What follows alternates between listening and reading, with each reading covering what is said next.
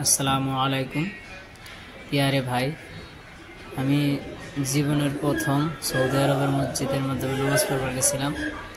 তো এত লোক হয়েছিল বলার কিছু নাই, এত লোক।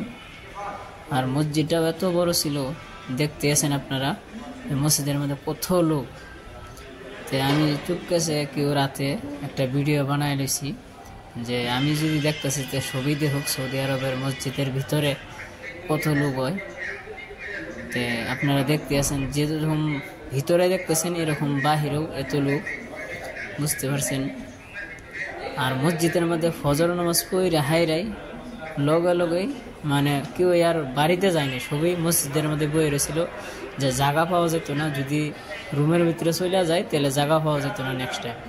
তো এটার লাগে কেউ আর কি ভিতরে যাওয়া বাদ, রুমের ভিতরে যাওয়া বাদ, রুমের ভিতরে না গিয়ে হেরা মসজিদের ভিতরে বইয়া থেকে মানে আর কি এরকমই করছে, বইয়া থেকে হেরা বাদে আর কি ভিডিওটা বানাইছে। দেখুন ভিতরেও এরকম মানুষের লোক, যে বাহিরেও, ভিতরেও যেরকম দেখছেন বাহিরেও এরকমই লোক আপনারা দেখতে পাচ্ছেন। আমি একটা ভিডিও বানাইছি, তো আপনারা আন্দাজা লাগান যে সৌদি আরবের ভিতরে কত মানুষ হয়।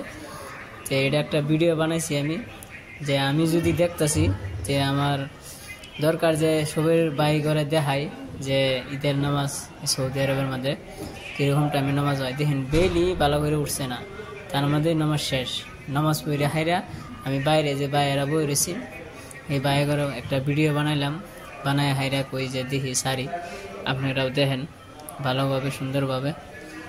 যে সবাই আমার ভিডিওটা দেখতে হাইরা যদি পারেন একটা লাইক করবেন, শেয়ার করবেন, এরকম ভিডিও আপনাদের পাওয়ার জন্য সাবস্ক্রাইব করবেন দেখার জন্য। যে সবাই ভালো থাকবেন, সুস্থ থাকবেন, আল্লাহ তাআলা যাতে আপনি করে সবাইকে ভালো রাখে, সুস্থ রাখে। এটা মসজিদের ভিতরেই সবাই উঠতে যে সম্বলা যাইতে ছিল সে সম্বলা আর কি ভিডিওটা বানানো গেছে। আসসালামু আলাইকুম।